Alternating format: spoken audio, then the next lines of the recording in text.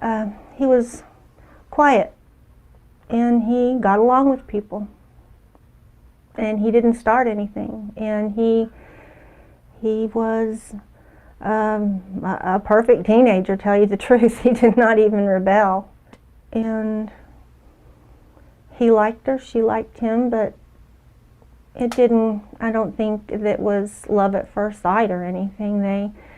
They took a little while and I guess got to know each other and, you know, dated.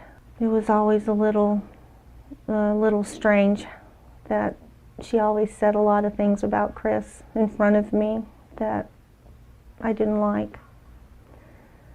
Like, this isn't the kind of person I would date. He doesn't know how to do this, or he doesn't know how to do that. He looks like a skater boy.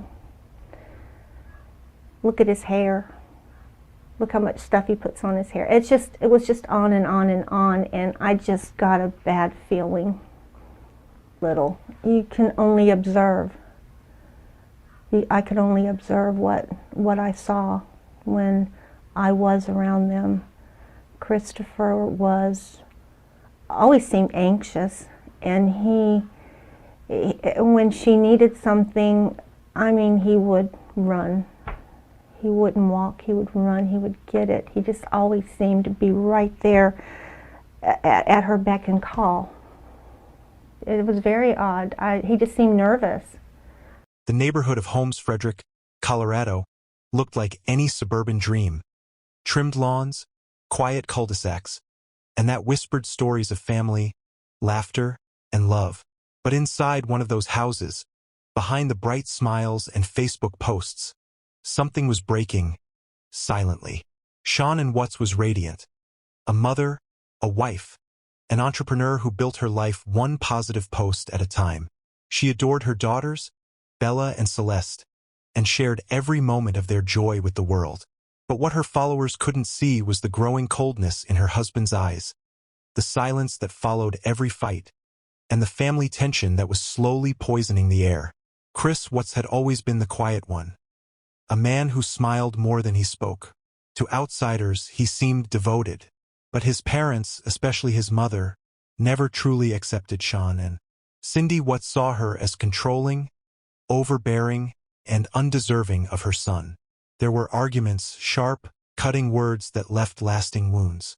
Friends said Shanann tried to make peace, but Chris often stood in the middle, shrinking further into himself each time. Behind the photos, behind the smiles, love had started to curdle into resentment.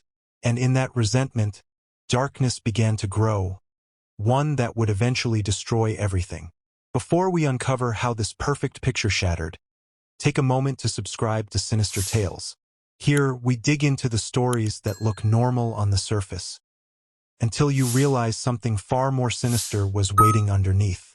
That August morning, when Shanann came home from her trip, the world still thought they were the perfect family. But in the shadows of that quiet Colorado house, something irreversible was already waiting to happen. It was 1:48 a.m. on August 13, 2018. Shanann Watts stepped quietly through the front door after a long business trip. The house was dark, still, almost too still. Her suitcase brushed the floor, her heels clicked softly, the kind of sounds that usually meant safety. But this time it felt different. Something in the air was wrong. Shanann had been exhausted emotionally, physically, spiritually. Friends said she had sensed the distance growing. Chris had changed. The man who once texted her love notes now barely replied. He was distant, distracted, and when she asked why, he said nothing. What she didn't know was that another woman had already filled that silence. Upstairs, Chris was awake. Not asleep, not waiting lovingly for her, but caught in a storm of guilt and confusion. For weeks, he'd been living two lives. The doting father everyone saw, and the man secretly fantasizing about freedom with someone else. When Shanann entered their bedroom, she tried to talk. She wanted to fix what was broken. But instead of comfort, the conversation spiraled into confrontation. It was no longer about small arguments or misunderstandings. This was the end of something fragile that had been dying for months. And behind every word, every tear, lay an invisible presence.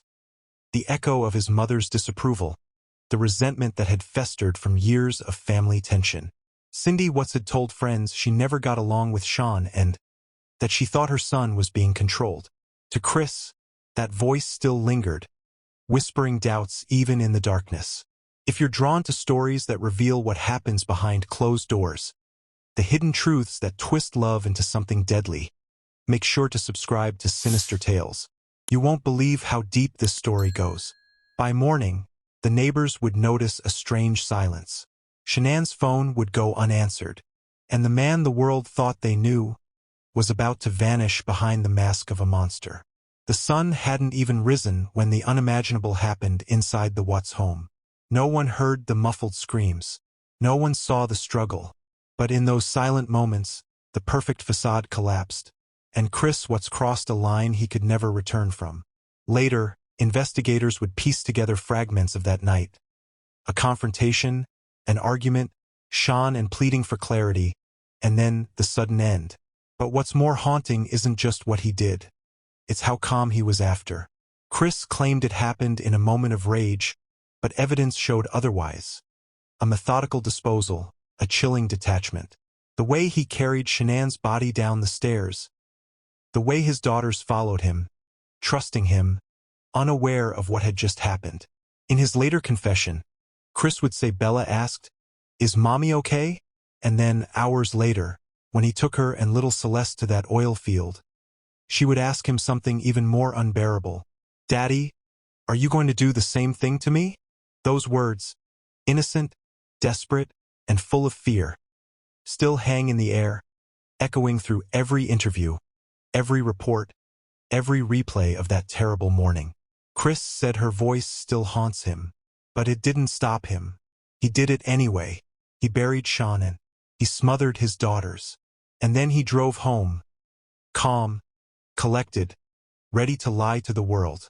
If the story chills you, if you can't understand how love can turn into this, make sure you're subscribed to Sinister Tales, because what comes next reveals just how far Chris Watts was willing to go to keep his secret alive. That morning, as the sun rose over Frederick, Colorado, Chris stood before his neighbors, pretending to search for his missing family, all while knowing exactly where they were. By sunrise, the Watts house was a scene of quiet chaos. Police cars parked along the curb, neighbors whispering, cameras rolling. Shanann was missing.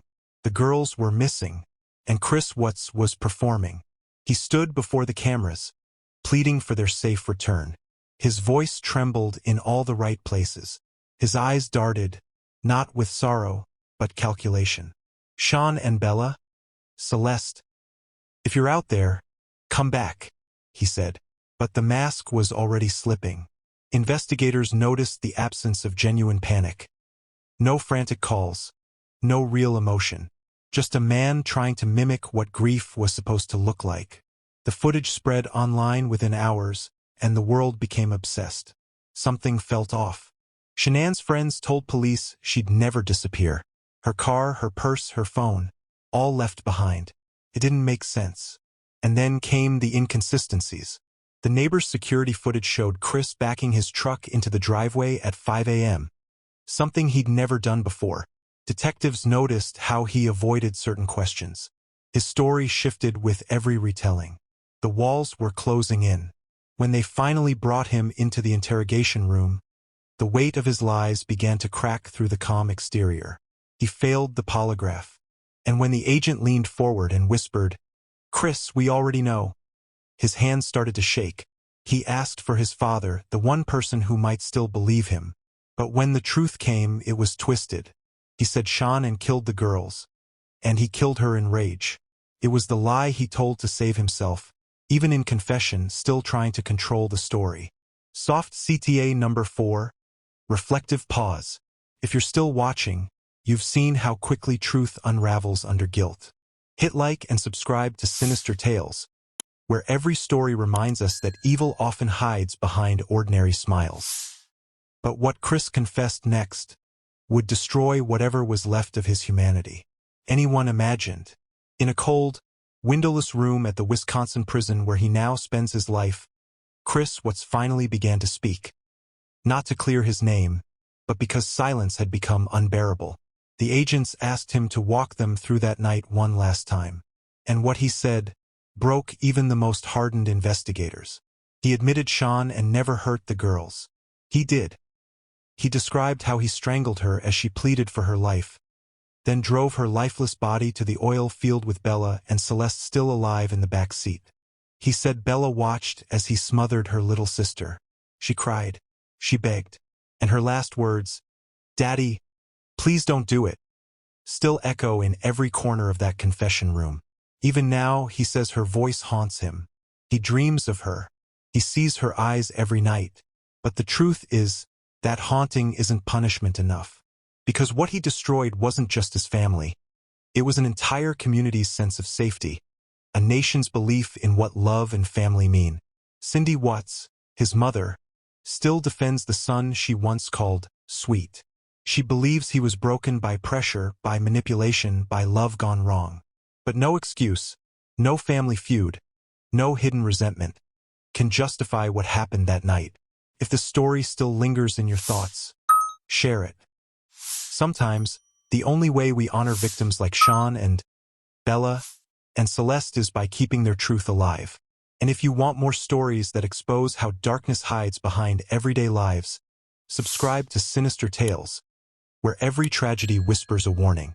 Because at the end of it all, one question still remains. How does a man look into his daughter's eyes, hear her beg for mercy, and not stop?